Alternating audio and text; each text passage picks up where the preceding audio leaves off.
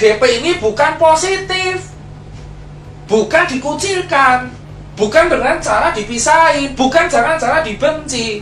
PDP ini adalah pasien dalam pengawasan yang menunggu hasil. Kayak saya kemarin masuk rumah sakit, saya gejalanya 3 yang memenuhi: batuk, demam, baru 1 hari demamnya, dan riwayat kontak dengan red zone. Ternyata di hari kedua gejala saya sembuh. Saya langsung turun status jadi ODP. Di rapid saya pertama kali saya negatif. 7 hari kemudian saya di rapid negatif, saya keluar. Sambil nunggu, nggak perlu nunggu swab kalau misalkan rapid 2 kali dalam 7 hari itu negatif terus. So PDP itu bukan pasien COVID. PDP adalah pasien dalam pengawasan yang gejalanya mirip COVID, tetapi tesnya belum keluar atau tesnya pun negatif. Maka dinamakan PDP. Lah terus kenapa harus dikarantina? Ya karena tesnya belum keluar. Kalau tesnya udah keluar, ya kalau tesnya udah keluar dan negatif, dia keluar di rumah sakit. Contoh kayak Wisma Atlet. Tadi dokter TNI dari Wisma Atlet mengatakan ke saya, kalau misalkan PDP ini udah sembuh, negatif semua, dia keluar suruh karantina mandiri di rumah, jaga-jaga tidak menularkan. Ini PDP. So kalau ada kemarin masyarakat pemberitaan ODP ditolak, ODP diusir, PDP diusir, itu memalukan. Itu memalukan. Itu bukan pasien positif. OTG pun dia positif tapi gak ada gejala. Mereka akan aman kalau dikarantina mandiri. Nah kalian sebagai warga itu harusnya membantu, ngasih makan tiap hari, diorderin Gojek, nanti ditransfer. Jangan malah diusir. Nah terus siapa Mas Tirta yang harus dikarantina di rumah sakit? Yakni pasien yang tegak positif COVID dan bergejala. So kalau ada berita, Mas, teman saya positif COVID kok disuruh pulang? Karena nggak ada gejala. That's the meaning of carrier or OTG. So dia dikarantina mandiri di rumah karena nggak ada gejala. Kalau orang-orang yang nggak ada gejala dan positif COVID dikarantina di rumah sakit, ya tempatnya malah jadi penuh. Rumah sakit itu untuk orang triase merah, untuk orang triase merah yang bergejala dan PDP kuning yang bergejala, sehingga mereka harus disembuhin dahulu. So, teman-teman sekalian, pasien yang paling berbahaya, yang paling harus kita utamakan adalah pasien COVID-19 positif dengan gejala parah, itu dikarantina isolasi. So, yang dikarantina berarti ada 2 di rumah sakit, yaitu PDP, yaitu pasien bergejala tapi belum tegak diagnosanya COVID karena gejalanya doang, karena hasil belum keluar, dan pasien yang tegak COVID dengan gejala. So ODP dan OTG itu di rumah. Nah terus kenapa dokter-dokter, ini yang saya kecewa, kenapa tenaga medis malah ditolak? Tenaga medis itu nggak boleh ditolak. Tenaga medis memang merawat COVID, tapi mereka pakai APD. Mereka tuh mau copot APD cuci tangan. Kenapa kalian singkirkan? Kenapa kalian kucilkan? Itu tolong coy, ngucil-ngucilin orang-orang tenaga medis. Dia manusia, dia itu penyelamat. Di Cina, orang tenaga medis masuk ke rumah dikasih bunga, dikasih surat. Di sini ada orang curhat tiap hari, pasti ada. Dokter nangis karena dikucilin lingkungannya. Diusir dari kosan. Diusir dari kosan. Mereka ini statusnya dokter, itu ODP. Mereka punya riwayat kontak dengan pasien positif, tapi mereka nggak bergejala. Dan mereka juga dites rapid tiap hari, Bapak. Tiap 7 hari mereka tuh tes rapid. Kalau sudah positif, dia dirumahkan.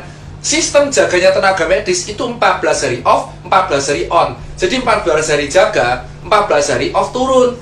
Jadi mereka itu bukan orang yang aib gitu loh, Pak. COVID itu kayak TBC, Pak. TBC bahkan lebih berbahaya. Dia airborne disease. Dan TBC itu diremehin di Indonesia. Bahkan sudah ada vaksinnya BCG.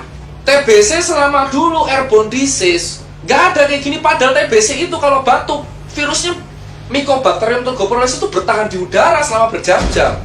Dan pengobatannya TBC itu 6 bulan. Belum campak. Tapi kenapa COVID dianggap aib, tapi TBC enggak? Padahal lebih parah TBC. Saya penderita TBC, 10 bulan saya baru sembuh, usia 8 tahun sampai 9 tahun. So, buat teman-teman semua, tenaga medis itu memang masuknya ODP. Tapi bukan dijauhin, karena mereka juga cek tiap hari. Kalau ada gejala, mereka PDP di swab negatif. Sampai mereka negatif, mereka dirumahkan kalau mereka udah ada gejala. Dan mereka tuh dokter, mereka tahu, mereka nggak bisa nularin ke orang. Mereka harus jaga diri mereka sendiri. Bukan berarti ya, mereka tuh butuh support. Kita tuh butuh support. Nah ini sekarang jelas. Yang kelima apa? Jenazah.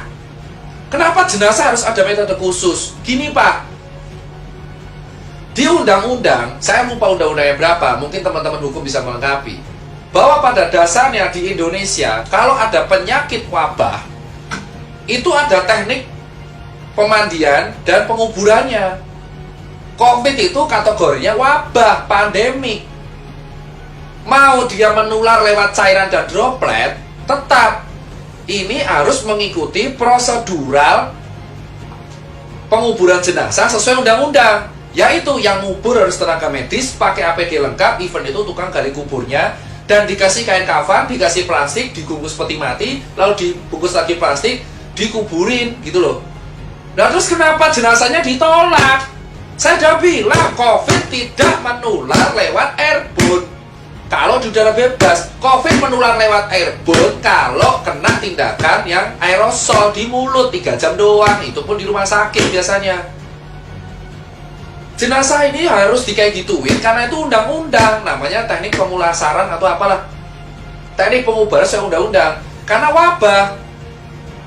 Dan yang paling bisa kena itu ya tukang kuburnya. Kenapa kalian di desa malah nolak jenazahnya? Kalau dikubur terus semuanya kena, ya enggak. Ya nanti kan nular lewat air tanah, ya enggak, kan dibungkus plastik. Itu jenazah dibungkus plastik, terus dibungkus lagi sama peti, terus dibungkus lagi sama plastik lagi. Kenapa ditolak? Itu orang meninggal, udah kena musibah, dan mereka sudah dikuburi sesuai standar. Kantong jenazah juga dikasih kantong jenazah. Kok kalian takut banget sama orang yang udah meninggal? Harusnya didoakan, jangan ditolak. Kemarin saya dapat video jenazah dilempar-lempar itu ambulan karena gak izin kampung. Terus ngapa? Wong udah dikuburin sama tenaga medis. Ini ya jenazah dibungkus plastik, kasih kantong jenazah, masukin peti, petinya bungkus plastik, yang ngubur tenaga medis pakai APD semua. Terus kenapa kalian takut? Itu nggak nular lewat airborne. Yang bisa nular itu adalah dropletnya. Berarti kalau jenazah bisa nular, ya siapa tahu dropletnya keluar dari mulut, bisa jadi toh. Terus kita megang jenazahnya, makanya dibungkus mati-matian karena itu sesuai UU. Penyakit apapun yang dikategorikan WHO wabah, itu harus penguburannya khusus. Mau dia penularannya droplet, cairan, airborne, kalau udah wabah pandemik, penguburannya khusus. Kalau nggak khusus, itu melanggar undang-undang. Jadi kalian nggak perlu takut sama orang mati. Mereka itu udah kena musibah, takdir. Itu aja edukasi dari saya bagian 1.